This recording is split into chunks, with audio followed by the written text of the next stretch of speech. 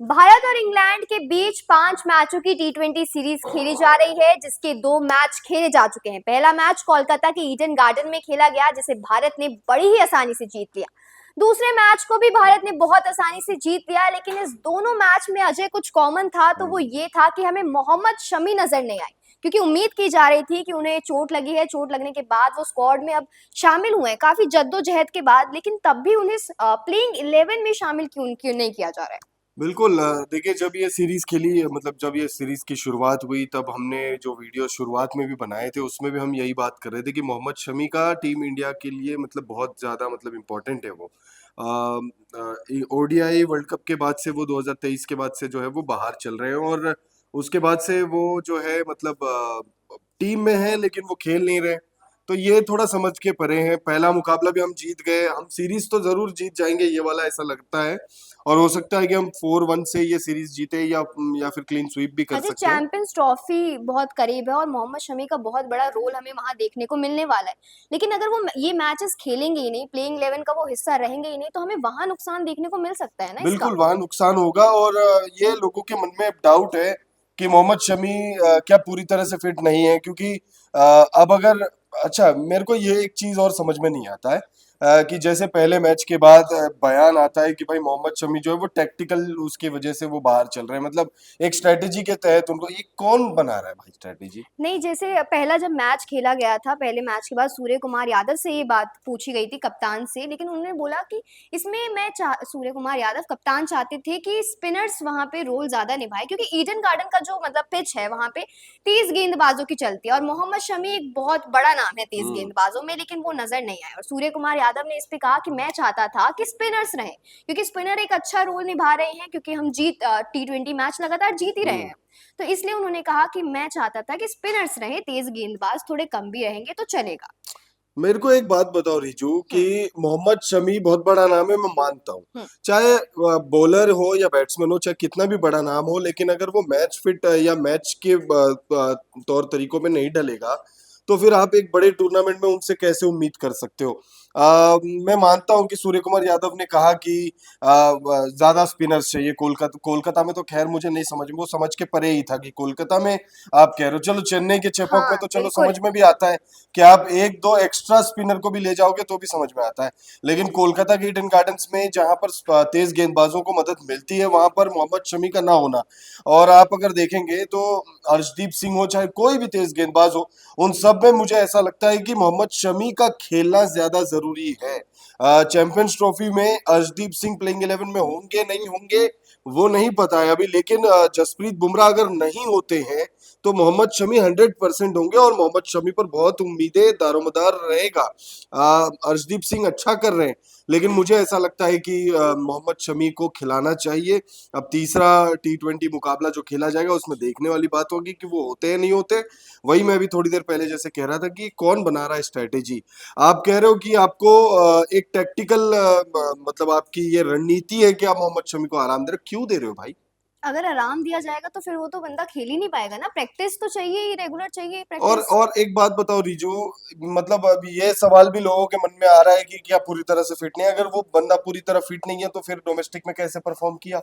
बल्ले से भी परफॉर्म किया, गेंदबाजी में भी परफॉर्म किया, शानदार वो गेंदबाजी कर रहे हैं, वो लगातार गेंदबाजी कर रहे हैं। तो भाई जब डोमेस्टिक में कोई अगर बॉलर गेंदबाजी कर रहा है, तो फिर वो इंटरनेशनल में क्यों नहीं कर और रहा है? मोहम्मद शमी मतलब जब ये मैच शुरू होने वाला था सीरीज के पहले, मोहम्मद शमी ने कहा था कि वो बहुत ज्यादा एक्साइटेड है। मोहम्मद शमी की बातों से लग रहा था वो बहुत एक्साइटेड है प्लेइंग 11 में हिस्सा होने के लिए, वो खेलने के लिए।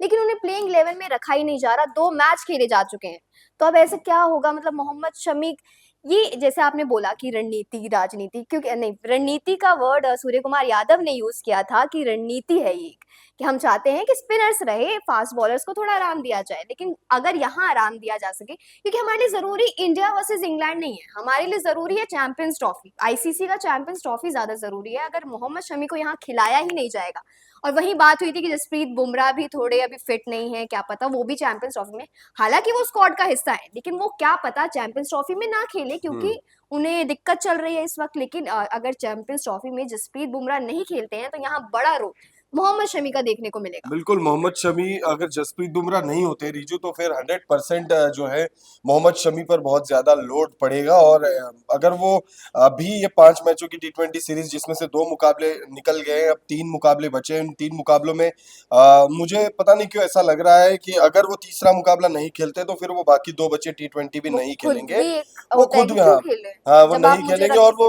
नहीं रहे। नहीं, नहीं ऐसा नहीं, मतलब आराम करने के हिसाब, सॉरी आराम नहीं, रणनीति के तहत उनको नहीं खिलाया जाएगा। मतलब ये पता नहीं कैसी रणनीति है कि भाई आपने कौन-सा ऐसा गेंदबाज है। आप इंडिया वर्सेस इंग्लैंड में रणनीति बनाने के चक्कर में चैंपियंस ट्रॉफी पे नुकसान कभी डाल रहे कभी हो। देखो रणनीति, कभी कभी ये वाली भी समझ में आती है कि कोई ऐसा गेंदबाज हो जिसको किसी ने देखा ही ना हो खेलते हुए। आप जानते हो कि वो बहुत अच्छा कर सकता है या करके आया हुआ है, लेकिन और देशों ने उनको खेला ना हो, और देश उनके बारे में ज्यादा ना जानते हो। हमने देखा है कई सारे टूर्नामेंट्स में, या फिर टूर्नामेंट्स में तो खैर बहुत कम, बहुत ज्यादा तो नहीं एग्जाम्पल्स है, लेकिन बड़े जो सीरीज होते हैं उसमें टीम्स जो है वो अपने एक तुरुप के इक्के को संभाल के रखते हैं कि हाँ चलो ये बल्लेबाज एक ऐसा बल्लेबाज है जिसको किसी ने देखा नहीं है खेलते हुए, तो उसको सीधे सीरीज में उतार देंगे, सीधे मैच में उतार देंगे। कई बार वो, और बॉलर्स, खासतौर पे बॉलर्स होते हैं वो तुरुप का इक्का, कि सामने वाली टीम को पता ना हो कि भाई ये बॉलर कैसा है, इसको अजय, आप ज्यादा ये खेला नहीं। बात कर रहे हो लेकिन ये। शमी तो भाई 200 टेस्ट विकेट ले चुके हैं। और अगर उन देखोगे तो भाई उन्होंने कई सारे मुकाबले खेले हुए, तो उनको हाइड करके भी रखने का कोई लॉजिक तो मुझे समझ में नहीं अगर आ आप रहा है। हाइड करके रखोगे तो एक प्रैक्टिस अगर ना मिले, प्रैक्टिस मेक्स मैन परफेक्ट, तो अगर वो प्रैक्टिस मिलेगी नहीं, आप छुपा के रखोगे तो आप एकदम से उतार दोगे तो वो कैसे खेल लेगा एकदम। बिल्कुल, बाकी देखो 4-4 ओवर, एक टी20 मैच में हम्म। 4 ओवर होते हैं। 4 ओवर अगर वो करा सकते हैं मेरे हिसाब से, उनको प्लेइंग 11 में होना चाहिए था। बट अब टीम मैनेजमेंट क्या सोच रही है, और क्या इंग्लैंड के खिलाफ शायद वनडे सीरीज में उनको मौका मिलेगा प्लेइंग 11 में, बट देन ये टी20 सीरीज में भी उनको खिलाना चाहिए था। बट अब गौतम गंभीर और सूर्य कुमार यादव क्या सोच के नहीं खिला रहे, ये तो खैर वही बताएंगे मीडिया में, या फिर जो बाहर जो दुनिया में जो है चीजें उतनी ही बाहर आती है जितनी वो लाना चाहते हैं।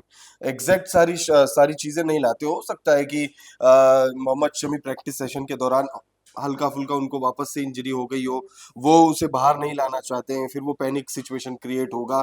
कुछ भी हो सकता है, तो मुझे लगता है कि कुछ कोई कोई एक वजह अगर होगी। पैनिक सिचुएशन क्रिएट हो भी जाता है तो इसमें बुरा क्या है अजय। नहीं, बुरा तो कुछ भी नहीं है, लेकिन चीजें डायरेक्ट बाहर नहीं लाना चाह रहे हैं, और टैक्टिकल चीजें या फिर वो स्ट्रैटेजी बोल के उन चीजों को हाइड करने की कोशिश की जा रही है। बाकी देखना होगा कि तीसरे टी20 में टीम इंडिया प्लेइंग 11 में उनको मौका देती है या नहीं देती है। तो आपने जैसे बताया कि मीडिया, जब मैं आर्टिकल्स पढ़ रही थी हमारी भी संभावित प्लेइंग 11 को देखे, तो हमने मोहम्मद शमी को वहां रखा था, और हम्म। मैं बाकी जो आर्टिकल्स पढ़ती हूँ उसमें भी मोहम्मद शमी पहले मैच में भी थे प्लेइंग 11, संभावित प्लेइंग 11 में, और दूसरे में भी थे, हम्म। लेकिन असली वाले प्लेइंग 11 में हो आ नहीं रहे हैं। तो हम्म। आपको क्या लगता है वो तीसरे मैच में हमें दिखाई देने वाले हैं।